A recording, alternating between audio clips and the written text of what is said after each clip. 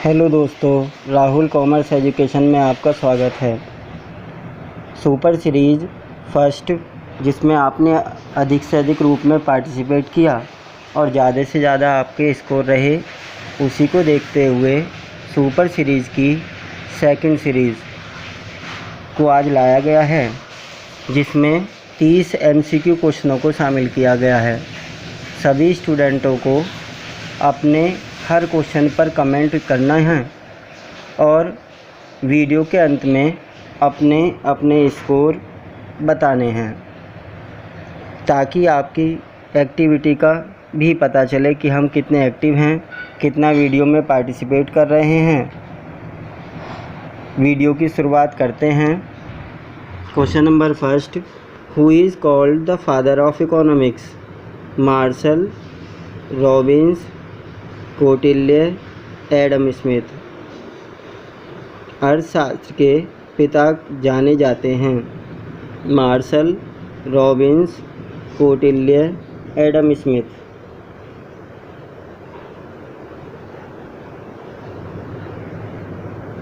इस क्वेश्चन का सही आंसर है option 4, Adam Smith. Adam Smith is called the father of economics. Next question है, इसी से मिलता जुलता है, कहीं ना कहीं हमको एक दूसरे से कंफ्यूज भी करता है। Who is called the father of Indian economics? भारतीय अर्थशास्त्र के पिता कहे जाते हैं। Marshall, Robbins, Kautilya, Adam Smith. सभी को ध्यान से क्वेश्चन को पढ़ना है, ऑप्शन को चूज़ करना है और अपना कमेंट करना है। इस क्वेश्चन का सही आंसर है option 3, Kautilya. Kautilya is called the father of Indian economics. It is known as Chanakya also. Kautilya को भारतीय अर्थशास्त्र का पिता कहा जाता है और इन्हें चाणक्य के नाम से भी जाना जाता है। नेक्स्ट क्वेश्चन है, who is called the king of market? बाजार का राजा किसे कहा जाता है? Retailer, wholesaler, manufacturer, consumer. फुटकर व्यापारी को, थोक व्यापारी को, माल के उत्पादक को तथा उपभोक्ता को।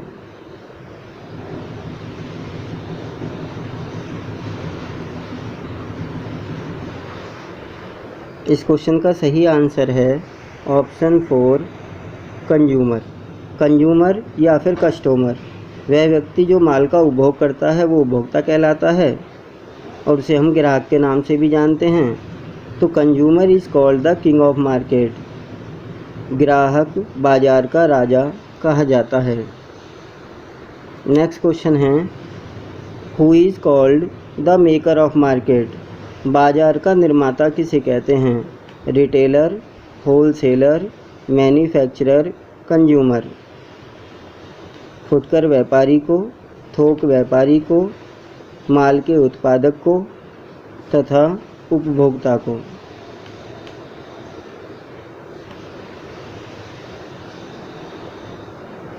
इस क्वेश्चन का सही आंसर है ऑप्शन 1, रिटेलर। फुटकर व्यापारी बाजार का निर्माता कहा जाता है, क्योंकि ग्राहक तथा फुटकर व्यापारी के बीच बाजार में प्रत्यक्ष रूप से संबंध पाया जाता है। माल का उत्पादक तथा थोक व्यापारी प्रत्यक्ष रूप से ग्राहक से नहीं मिलते हैं, केवल फुटकर व्यापारी ही बाजार में ग्राहक से सीधा वार्तालाप करता है। इसलिए बाजार का निर्माण करने का कार्य उसका निर्माता फुटकर व्यापारी को कहा जाता है। नेक्स्ट क्वेश्चन है, RBI is started in India. Reserve bank of India, जिसे हम RBI के नाम से जानते हैं, स्टार्टेड इन इंडिया कब से इस्टेब्लिश हुई है, कब से स्थापित हुई है भारत में? 1955, 1935, 1956, 1961।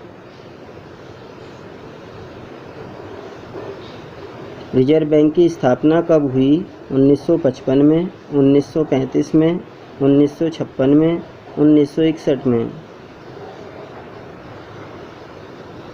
इस क्वेश्चन का सही आंसर है option second 1935। RBI started in India in 1935। Next question है the head office of RBI is situated in. Reserve bank का मुख्य कार्यालय स्थित है इन Delhi, Mumbai, Kolkata, all of the above. Delhi में, मुंबई में, कोलकाता में या उपरोक्त सभी में।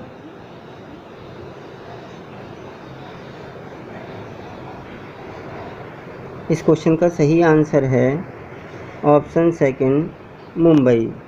The head office of RBI is situated in Mumbai. Reserve bank का मुख्य कार्यालय मुंबई में है। नेक्स्ट क्वेश्चन है SBI is started in India. SBI state bank of India की स्थापना भारत में कब हुई?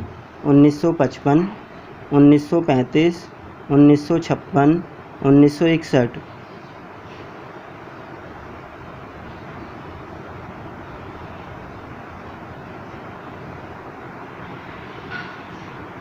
इस क्वेश्चन का सही आंसर है option first 1955। State bank of India is started in India in 1955। इससे पहले इसे इंपीरियल बैंक ऑफ इंडिया के नाम से भी जानते थे और इसका राष्ट्रीयकरण हो जाने के बाद इसे स्टेट बैंक ऑफ इंडिया का नाम दिया गया और 1955 से इसे स्थापित किया गया। नेक्स्ट क्वेश्चन है the head office of SBI is situated in. State bank of India का मुख्य कार्यालय स्थित है Delhi, Mumbai, Kolkata, all of the above. Delhi में, मुंबई में, कोलकाता में, उपरोक्त सभी।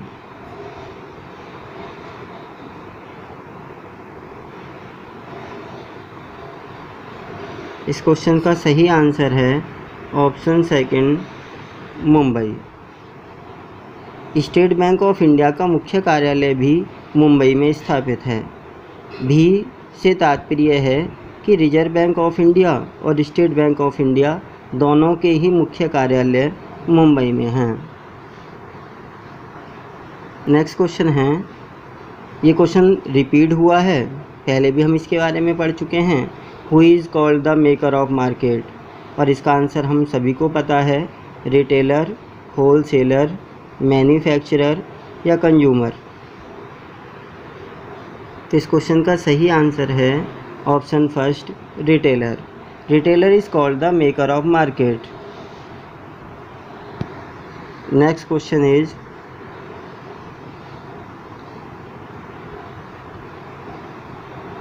Who is called the bridge between wholesaler and consumer? उपभोक्ता तथा थोक व्यापारी के बीच कौन एक कड़ी का कार्य करता है?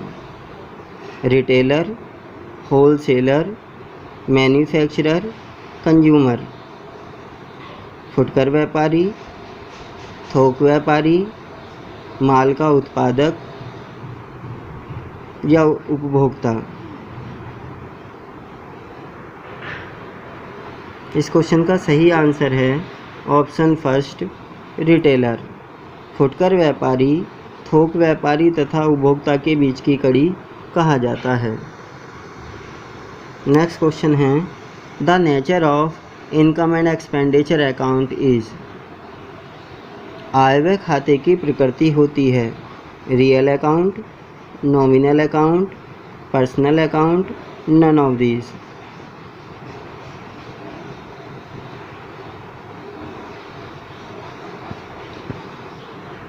इस क्वेश्चन का सही आंसर है ऑप्शन सेकंड नॉमिनल अकाउंट, क्योंकि हम जानते हैं कि income and expenditure account is like a P&L account और P&L अकाउंट में एक्सपेंसेस और इनकम का लेखा किया जाता है और जिस में एक्सपेंसेस और इनकम का लेखा किया जाता है वह नॉमिनल नेचर का होता है। उस अकाउंट का नेचर नॉमिनल होता है, तो इसलिए income and expenditure account nominal nature में है। नेक्स्ट क्वेश्चन है, इंटरेस्ट ऑन ड्राइंग्स इज, आहरण पर ब्याज है बिजनेस के लिए gain, expenses, capital, none of these. एक व्यापार के लिए आहरण पर ब्याज होगा, लाभ, एक्सपेंसेस खर्चे, कैपिटल पूंजी, नन ऑफ दीज इनमें से कोई नहीं। सभी को अपने कमेंट करने हैं और हर क्वेश्चन पर कमेंट करना है और यह भी बताना है कि आपको वीडियो कैसी लगी, यह भी आपको कमेंट करना है। इस क्वेश्चन का सही आंसर है option first, gain. Interest on drawings is return in the credit side of P&L account.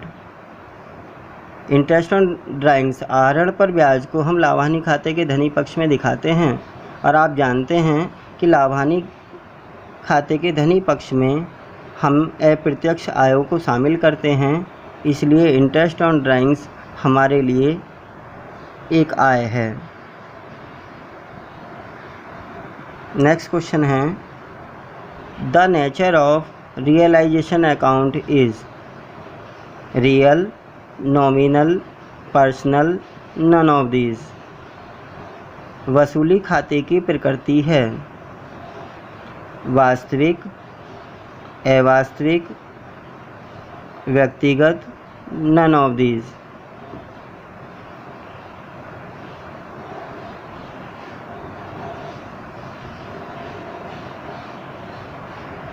इस क्वेश्चन का सही आंसर है नॉमिनल।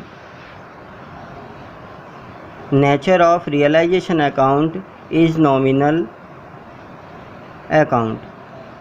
वसूली खाते की प्रकृति अवास्तविक होती है।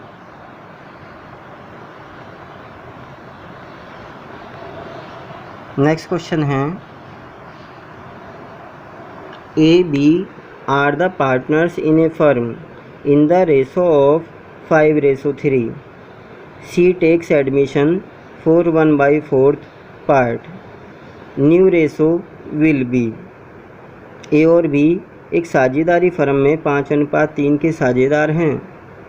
सी साझेदार 1/4 भाग के लिए प्रवेश करता है तो नया अनुपात होगा 15:9:8। सेकंड है 8:9:15, 9:8:15, नन ऑफ दीज। ऐसे क्वेश्चनों को हम वीडियो पॉज करके और सोल्व करके भी अपना आंसर दे सकते हैं। वीडियो को पॉज करना है और वीडियो को पॉज करने के बाद हम अपना आंसर दे सकते हैं।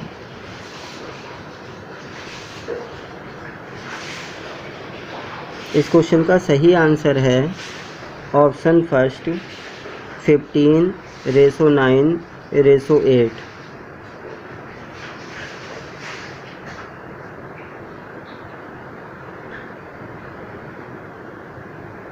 नेक्स्ट क्वेश्चन है, the method of valuation of goodwill is. ख्याति का मूल्यांकन करने की विधियां हैं average profit method, super profit method, capitalisation method, all of the above.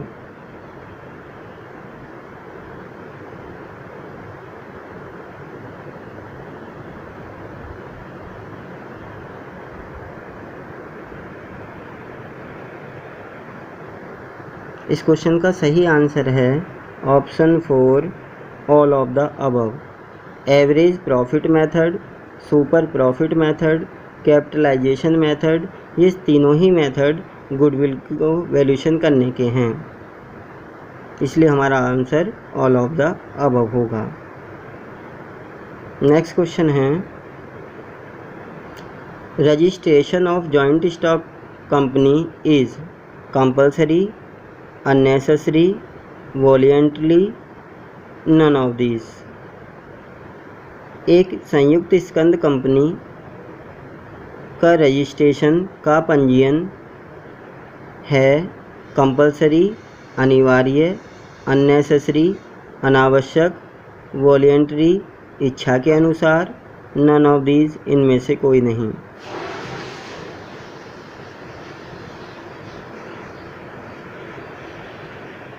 इस क्वेश्चन का सही आंसर है option first, compulsory. Registration of joint stock company is compulsory. एक संयुक्त स्कंद कंपनी को अपना रजिस्ट्रेशन कराना अनिवार्य होता है। नेक्स्ट क्वेश्चन है, registration of partnership firm is compulsory, unnecessary, voluntary, none of these. एक साझेदारी फर्म का पंजीयन कराना कंपल्सरी अनिवार्य है, अननेसेसरी अनावश्यक है, वॉलंटरी ऐच्छिक है, नन ऑफ दीज इनमें से कोई नहीं।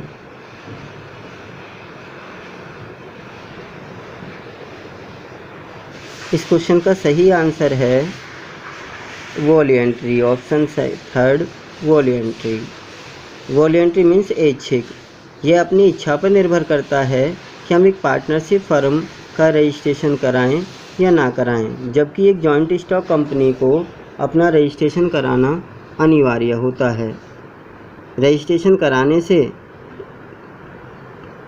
एक कंपनी को वैधानिकता प्राप्त होती है तथा वह फर्म या कंपनी किसी अन्य फर्म के विरुद्ध वाद प्रस्तुत कर सकती है। इसलिए तो अनिवार्य होना चाहिए, पर साझेदारी फर्म के लिए यह ऐच्छिक होता है कि वह अपना रजिस्ट्रेशन कराए या ना कराए। नेक्स्ट क्वेश्चन है, share holder of A company is. एक कंपनी के अंशधारी होते हैं कस्टमर ग्राहक, एम्प्लॉयर नियोक्ता, क्रेडिटर्स लेनदार, प्रोप्राइटर्स स्वामी।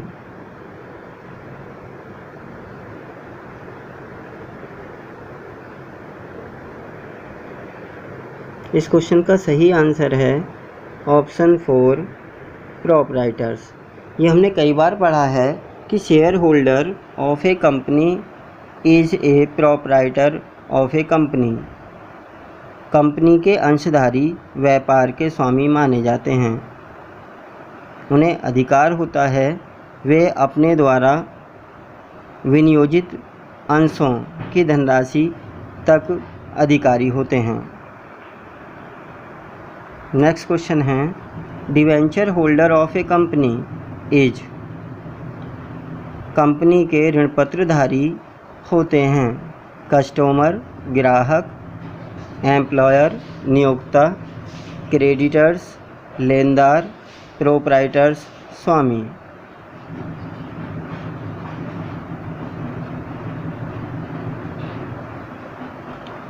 इस क्वेश्चन का सही आंसर है option third creditors. Debenture holder company के लेनदार माने जाते हैं। वे कंपनी को ऋण प्रदान करते हैं तथा भविष्य में उन्हें हमें भुगतान करना होता है, ब्याज सहित भुगतान करना होता है। इसलिए डिवेंचर होल्डर हमारे लेनदार कहे जाते हैं। नेक्स्ट क्वेश्चन है, how many column in journal is. रोज़नामचे में कितने खाने होते हैं। जब हम जर्नल एंट्री पास करते हैं तो एक परफॉर्मा बनाते हैं जर्नल का, उसमें कितने कॉलम बनाए जाते हैं, 6, 5, 4 या 8।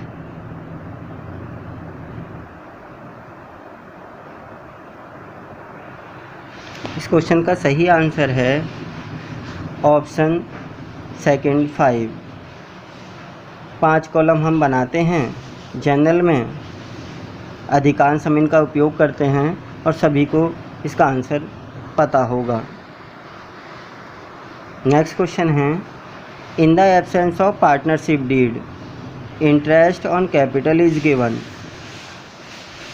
संलेख, साझेदारी संलेख के अभाव में पूंजी पर ब्याज दिया जाता है 5% से, 6% से, 10% से, नो इंटरेस्ट इज गिवन, कोई भी ब्याज नहीं दिया जाता है। सभी को हर क्वेश्चन पर कमेंट करना है तथा आपको यह वीडियो कैसी लगी इसका भी कमेंट आपको करना है, क्योंकि भविष्य में भी ऐसी वीडियो पाने के लिए आपको चैनल को सब्सक्राइब करना है, वीडियो को लाइक करना है। इस क्वेश्चन का सही आंसर है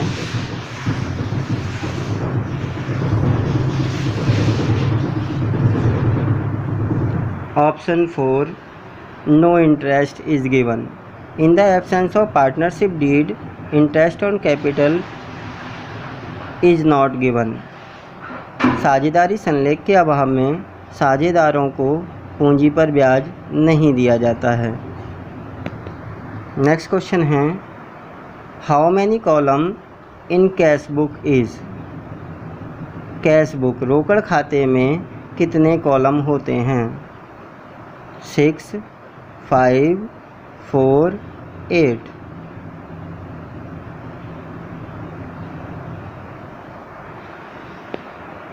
इस क्वेश्चन का सही आंसर है ऑप्शन 4, 8 कॉलम होते हैं।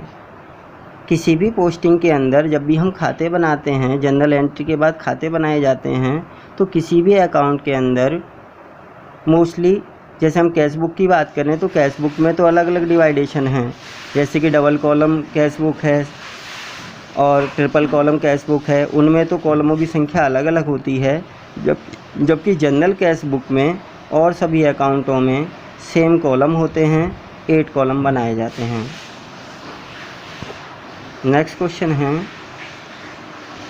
इन the absence of partnership deed interest on loan is given. साझेदारी संलेख के अभाव में ऋण पर ब्याज दिया जाता है 5% से, 6% से, 10% से, नो इंटरेस्ट इज गिवन।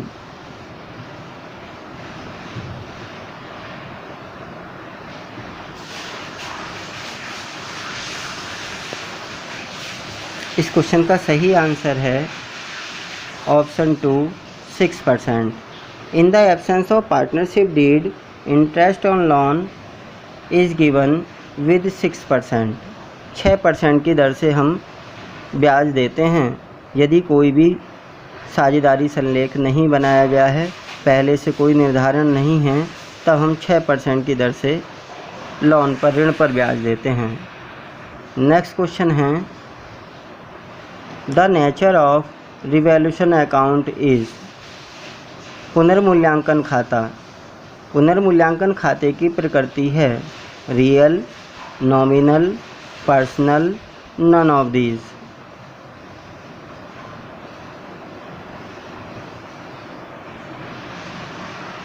इस क्वेश्चन का सही आंसर है option 2, nominal account. Revaluation account का नेचर नॉमिनल होता है, अवास्तविक प्रकृति के खाते ने कहा जाता है।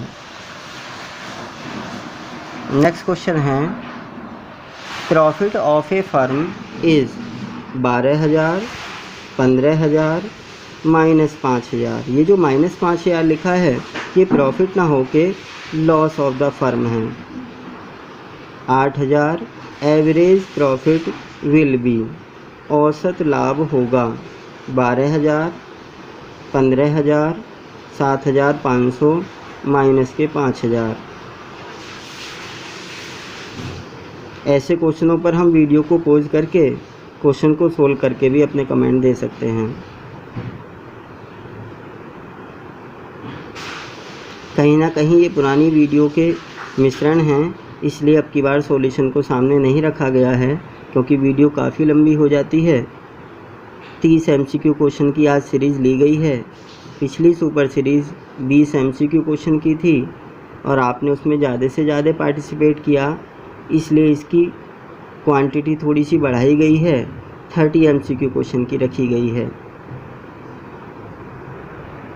इस क्वेश्चन का सही आंसर है ऑप्शन थर्ड 7,500 रुपये। नेक्स्ट क्वेश्चन है which is not current assets, कौन सी चालू संपत्ति नहीं है? Cash, stock, furniture, cash at bank.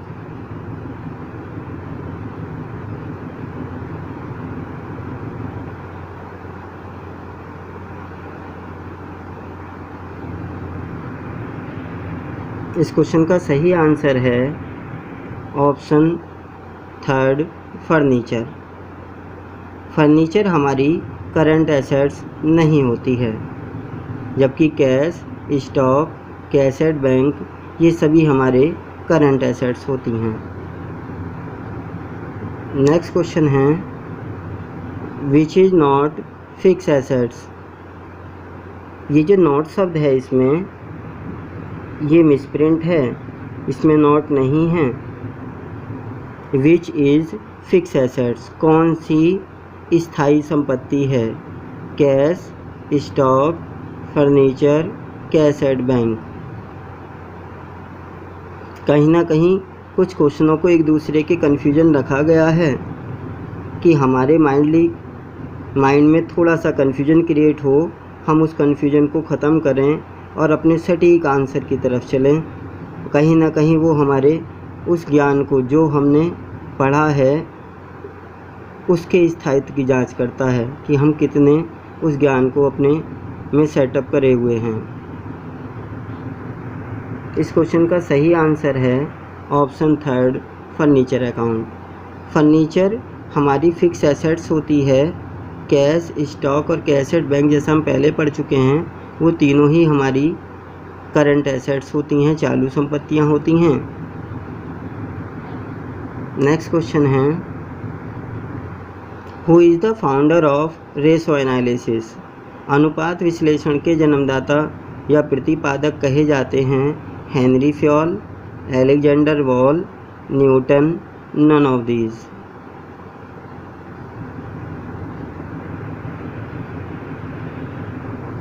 इस क्वेश्चन का सही आंसर है option second Alexander Wall. Alexander Wall is called the founder of ratio analysis. Next question है current ratio is the part of.